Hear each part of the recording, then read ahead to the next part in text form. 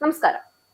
പശ്ചിമേഷ്യയിലെ കടുത്ത സംഘർഷ രംഗത്ത് ശക്തമായ നിലപാടുകളും കടുത്ത മുന്നറിയിപ്പുകളും കൊണ്ട് തുടക്കം കുറിച്ച ഡൊണാൾഡ് ട്രംപ് ഒടുവിൽ ശാന്തസ്വരത്തിലേക്ക് വഴിമാറുന്ന കാഴ്ചയാണ് ഇപ്പോൾ ലോകം കാണുന്നത്. ഹിസ്ബുള്ളയോട് നന്നായി പെരുമാറാനും സമാധാന ശ്രമങ്ങളെ പിന്തുണയ്ക്കാനും ആവശ്യപ്പെട്ട് US പ്രസിഡന്റ് ഡൊണാൾഡ് ട്രംപ് രംഗത്ത് വന്നിരിക്കുകയാണ്.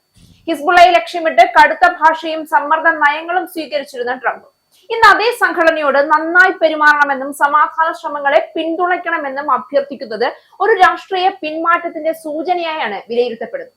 ഇസ്രയേലും ലെബനനും തമ്മിൽ 10 ദിവസത്തെ വെടിനിർത്തൽ പ്രാബല്യത്തിൽ വെള്ളിയാഴ്ച വന്നതോടെയാണ് ട്രംപിന്റെ അഭ്യർത്ഥന. സുപ്രധാനമായ ഈ സന്ദർഭത്തിൽ ഹിസ്ബുള്ള നന്നായി പെരുമാറുമെന്ന് പ്രതീക്ഷിക്കുന്നു എന്നും അവർ അങ്ങനെ ചെയ്താൽ അത് അവർക്ക് വലിയൊരു മുന്നേറ്റമായിരിക്കും എന്നും പറഞ്ഞ ട്രംപ് ഇനി ഹത്യകളില്ല എന്നും അന്തിമമായി സമാധാനം ഉണ്ടാകണമെന്നും പറഞ്ഞു.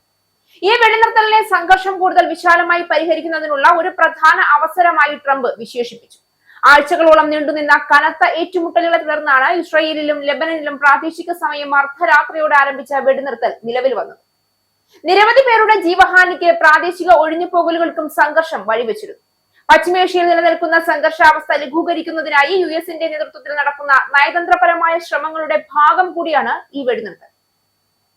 ഇസ്രായേൽ പ്രധാനമന്ത്രി Benjamin Netanyahu, Lebanon president Joseph Aoun എന്നിവരുമായി നടത്തിയ സംഭാഷണങ്ങൾക്ക് ശേഷമാണ് വെടിനിർത്തൽ കരാർ നിലവിൽ വന്നതായി ട്രംപ് പ്രഖ്യാപിച്ചത്. സാധ്യമായ ദീർഘകാല സമാധാന കരാറിലേക്കുള്ള ഒരു ചുവടുവയ്പ് എന്ന നിലയിൽ ഇരു നേതാക്കളും ശത്രുത നിർത്തിവെക്കാൻ സമ്മതിച്ചതായി ട്രംപ് സൂചിപ്പിച്ചു. ഇരു രാജ്യങ്ങളും തമ്മിലുള്ള പതിറ്റാണ്ടുകാലത്തെ ശത്രുതയ്ക്ക് ശേഷം ഇരു രാഷ്ട്ര തലവന്മാരെയും ഒരുമിപ്പിക്കാനുള്ള ശ്രമങ്ങൾ നടക്കുന്നുണ്ടെന്നും ട്രംപ് കൂട്ടിച്ചേർത്തു. ഹിസ്ബുള്ളയും വെടിനിർത്തൽ ധാരണയുടെ ഭാഗമാണ് എന്നും ട്രംപ് പറഞ്ഞു വെച്ചു. എല്ലാ കക്ഷികളും താൽക്കാലികമായി ആക്രമണം നിർത്താൻ സമ്മതിച്ചതായും ട്രംപ് സൂചിപ്പിച്ചു. വെടിനിർത്തൽ ഉണ്ടായിട്ടും നിലവിൽ സാഹചര്യം ദുർബലമായി തുടരുകയാണ്. വെടിനിർത്തൽ പ്രാബല്യത്തിൽ വന്നതോടെ പ്രത്യേകിച്ച് ഹിസ്ബുള്ളയുടെ ശക്തി കേന്ദ്രങ്ങളിൽ ബെയ്റൂത്തിന്റെ ചില ഭാഗങ്ങളിൽ വെടിവെച്ച് റിപ്പോർട്ട് ചെയ്യപ്പെട്ടിട്ടുണ്ട്. ഇത് ആഘോഷത്തിന്റെ ഭാഗമാണോ അതോ വെടിനിർത്തൽ ലംഘനമാണോ എന്ന് വ്യക്തമല്ല. ഇറാനുമായി ഒരു വിശാലമായ കരാർ ചർച്ച ചെയ്യുന്നതിനായുള്ള നിലവിലെ US ശ്രമങ്ങളുടെ ഈ വെടിനിർത്തലിന് അടുത്ത ബന്ധമുണ്ട്. US-ഉം ഇസ്രയേലും ലെബനൻ വെടിനിർത്തൽ ഇറാൻ ചർച്ചകളുമായി ബന്ധമല്ല എന്ന് പറയുന്നുണ്ടെങ്കിലും ഏതൊരു ഉടമ്പടിയിലും ലെബനനിലെ സംഘർഷം ലഘൂകരിക്കുന്നത് ഉൾക്കൊള്ളണമെന്ന് ഇറാൻ നിർബന്ധം പിടിക്കുന്നുണ്ട്.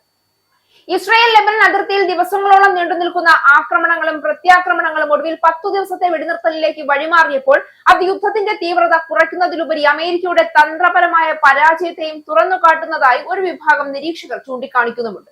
തുടക്കത്തിൽ ശക്തമായ സൈനിക സമ്മർദ്ദം ചെലുത്തി കാര്യങ്ങൾ നിയന്ത്രിക്കാമെന്ന് കരുതിയ ട്രംപ് ഭരണകൂടം യഥാർത്ഥത്തിൽ സമാധാനത്തിനായി തന്നെ അപേക്ഷിക്കേണ്ട സാഹചര്യത്തിലേക്ക് എത്തപ്പെട്ടു.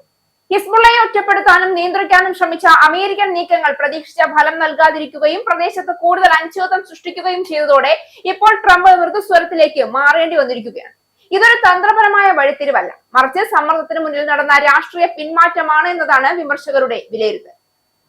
ആദ്യഘട്ടത്തിൽ ശക്തിയാണ് പരിഹാരം എന്ന നിലപാടെടുത്ത ട്രംപ് ഇന്ന് സംവാദവും സമാധാനവും ആവശ്യപ്പെടുന്നത് അദ്ദേഹത്തിന്റെ നയങ്ങളിലെ സ്ഥിരതയില്ലായ്മ തുറന്നുകാട്ടുകയാണ്.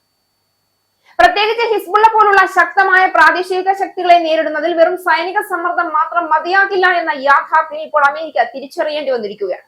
ഈ പശ്ചാത്തലത്തിൽ ട്രംപിന്റെ പുതിയ പ്രസ്താവനകൾ സമാധാനത്തിനായുള്ള ഒരു ആത്മാർത്ഥ ശ്രമമാണോ അതോ പരാജയത്തെ മറയ്ക്കാനുള്ള ഒരു രാഷ്ട്രീയ നീക്കമോ എന്ന ചോദ്യം ഉയരുകയാണ്.